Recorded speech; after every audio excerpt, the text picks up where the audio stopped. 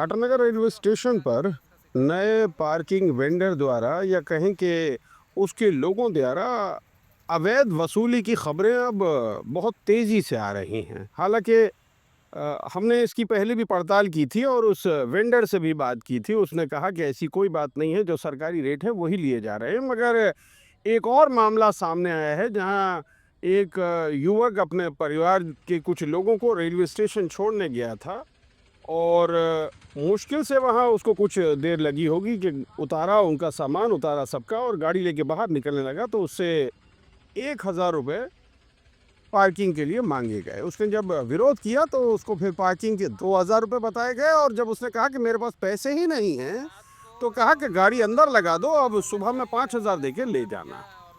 इसकी शिकायत करने वो ज़िला के एसएसपी दफ्तर पहुंचा था युवक और उसने हमसे भी बात करी, बाकायदा लिखित शिकायत दी है। लेकिन अगर नया पार्किंग वेंडर या जो भी पार्किंग वेंडर है वो अगर इस तरह से कर रहा है तो रेल को भी देखना चाहिए। रेल की भी उतनी ही जिम्मेदारी है जितनी कि स्टेट पुलिस की। एसआरपी को देखना चाहिए कि कौन ऐसा वेंडर है जो गुंडागर्दी कर रहा है, जिसके लोग शराब पीकर रात में दंगे कर रहे हैं और लोगों से अवैध वसूली कर रहे हैं। टाटानगर एक इम्पोर्टेंट शहर है, एक बड़ा शहर है और झारखंड के 2 बड़े प्रमुख शहरों में से एक है। अगर यहाँ ये हाल है तो आप समझ सकते हैं छोटे स्टेशन पर ये वेंडर क्या करते होंगे।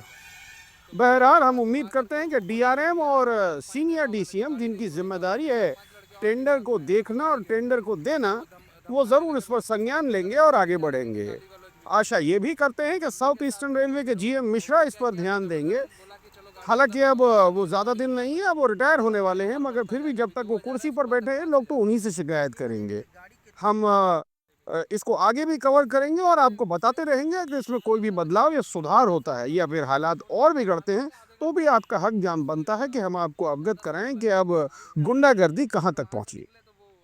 आइए दिखाते हैं क्या बताया युवक ने। तो फिर वहाँ से एक लड़का आया।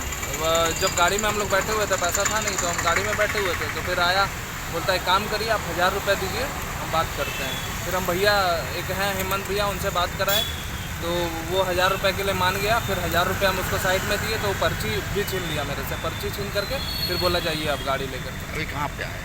अभी हम आए हैं यहाँ। क्या इस दरमियान में किसी से शिकायत की आप? हम कहीं शिकायत नहीं आए। फिर हम यहाँ एसपी सर को शिकायत करने के लिए यहाँ पे लेटर लिख करके इनको दिए हैं कि इसके लिए संज्ञान लिया जाए, क्योंकि ये बहुत अत्याचार हो रहा है। 1000 रुपये फाइन मांग रहे हैं। हम वो बोल रहे हैं कि अभी नया नियम आया है, आपको हम बोले कि आप पर्ची दिए, तो उस समय ही नियम बताना चाहिए। सब बोला कि नहीं आपको पढ़ना चाहिए था। हम बोले पढ़ना कहाँ पे लिखा हुआ वो दिखाइए, तो बोला कि एकदम कोना में लिखा हुआ था, वो तो दिखाई भी नहीं देगा। रात को आदमी आएगा तो रात को वहाँ पे ना वैसा है, विजिबल जगह में है नहीं, तो आदमी को तो पता चलेगा नहीं। क्या नाम है आपका? आशुतोष वर्मा। आप